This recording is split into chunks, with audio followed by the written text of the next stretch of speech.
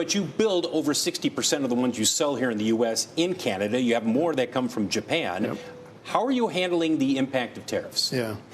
Well, very carefully. Right now, we're kind of in a wait-and-see arena. But I will tell you, in terms of the RAV4, I want everyone to know that we have invested in the United States for 68 years now. For nearly 7 decades, we've been investing in America. We've invested $50 billion here to sell cars. We have 14 plants across North America. 11 of those are right here in the U.S.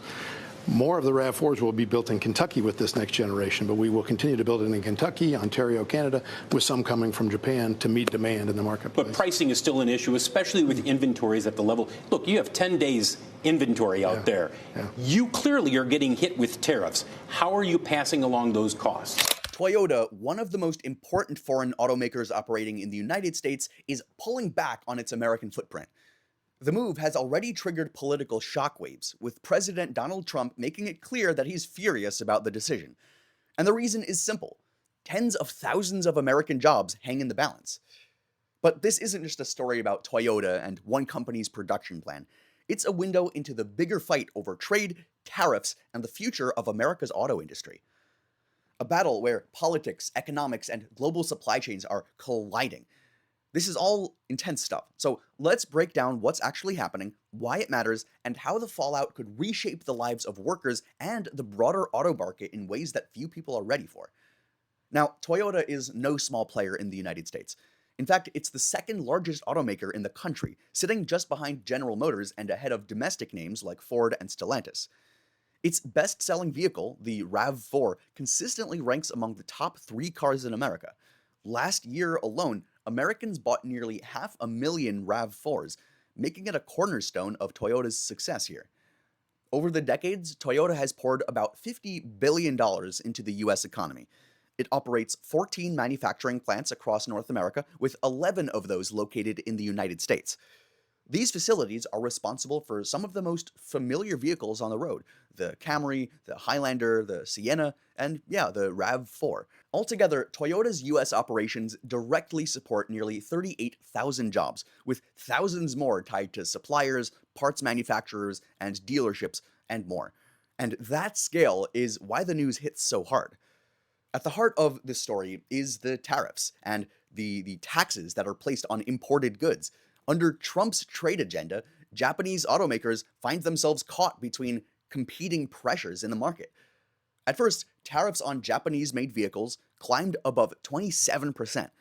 Recently, the administration announced a cut down to 15%, but even at that lower rate, the financial hit is enormous for these companies. For Toyota, the problem is structural.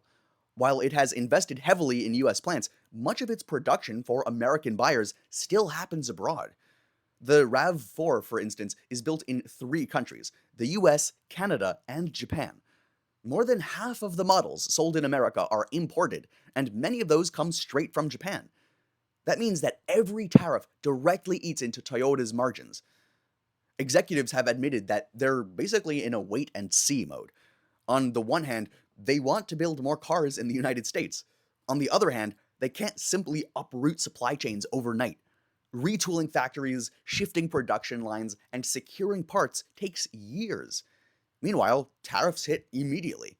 Nowhere is the strain more obvious than in Toyota's luxury brand, Lexus. One of the biggest headlines came when the company announced that it would end production of the Lexus ES sedan in Kentucky. Starting with the 2026 model, the car would now be built in Japan instead. And on paper, this decision looks like it's about aligning the ES with the Toyota Crown, the platform it now shares. But the timing, coming right as tariff debates heat up, make it politically explosive and relevant.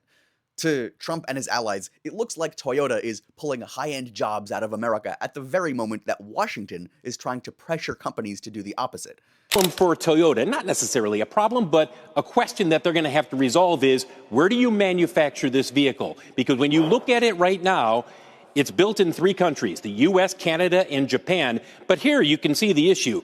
The bulk of the production is in Canada, and yes, they'll be able to offset some of the tariffs for vehicles built outside of the country with those coming from Canada. They can't offset the full 25% for the models that are imported from Japan, and there you see just 15% are built here in the United States. Their sales, 51.5% of them are imported models. So as you take a look at shares of Toyota, generally, like most in the auto industry, treading water, especially since the beginning of the Trump administration. Lots to discuss with Mark Templin, who is the COO, Chief Operating Officer of Toyota North America. We will be talking with him this afternoon on the closing bell. And this question of production, how much can you shift to the United States? How much do you have to say, look, it's a red-hot vehicle in demand. We're going to keep building it where we are in Canada and importing from Japan. We'll cover that all this afternoon when we talk with Mark Templin. For workers in Kentucky, it's a loss of a major line in their plant. And while Toyota stresses it'll continue building other vehicles there, the symbolism is still really powerful.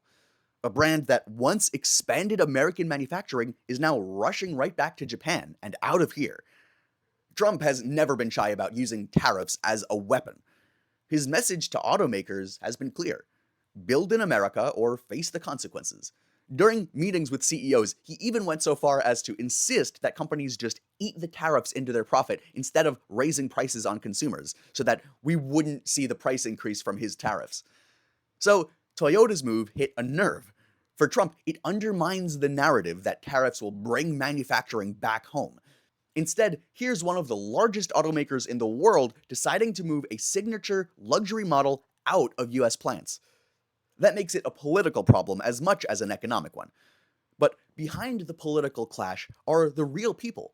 Toyota's American workforce isn't just numbers on a spreadsheet. These are working-class jobs, often in regions that depend heavily on manufacturing. The nearly 38,000 direct employees, plus thousands more at suppliers, represent entire communities built around Toyota's plants. When production lines are cut or even shifted around, the ripple effect is immediate and massive. Suppliers lose contracts, local economies lose tax revenues, and families lose stable paychecks. Even if Toyota adds production of other models, the uncertainty and the shifting around is too much. Workers just begin to wonder whether their long-term future is even secure in this industry, or at all. This is why the layoffs tied to Toyota's changes matter so much. It's really tempting to see this as just a Toyota story, but the reality is different. Other Japanese automakers like Honda and Nissan are facing the same tariff headaches, as are many other companies, and even American giants aren't immune.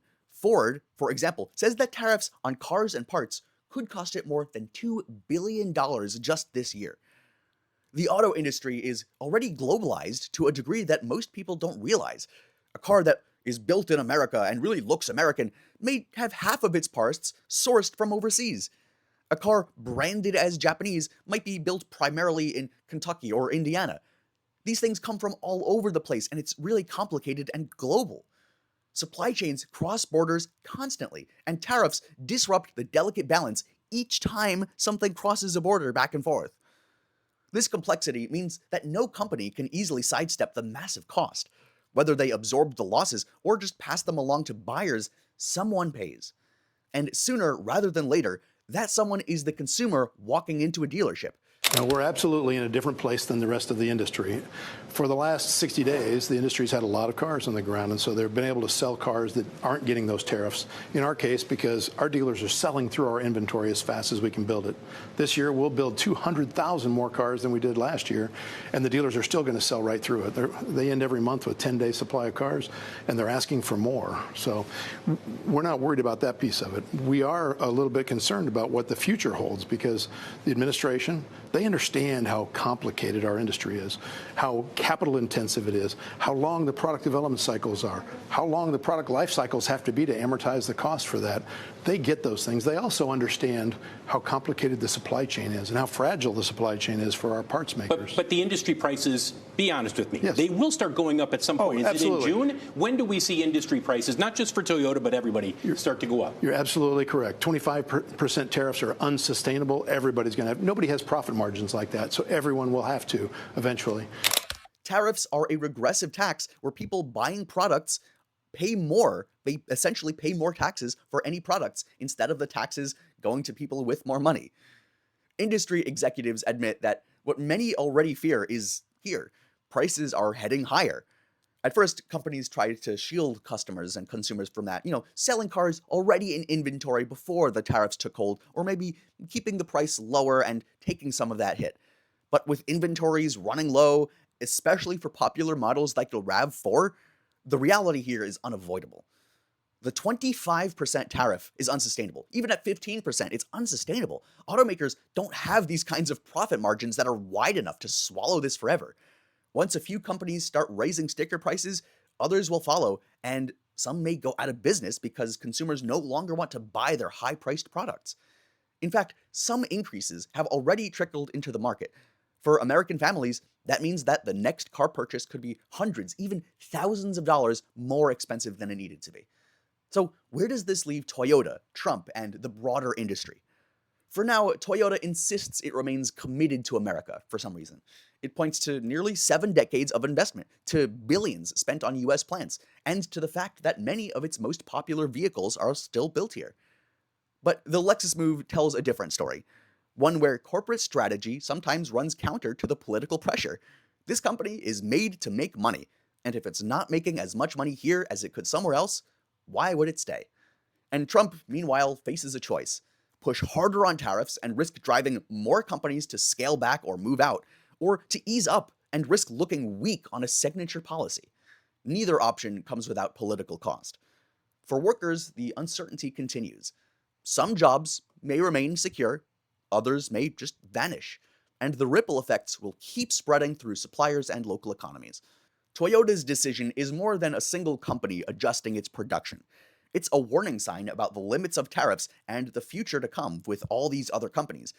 Yes, these tariffs create pressure to manufacture here, but they also create unintended or ignored consequences. It's everything everywhere.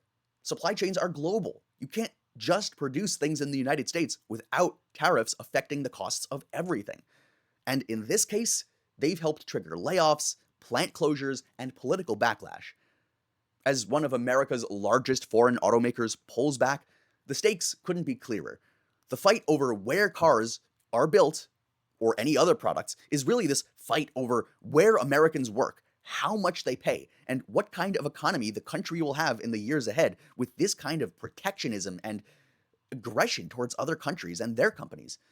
And the question that hangs over it all: if Toyota is saying goodbye to parts of America, how many more companies will follow, and how many more will suffer because of this?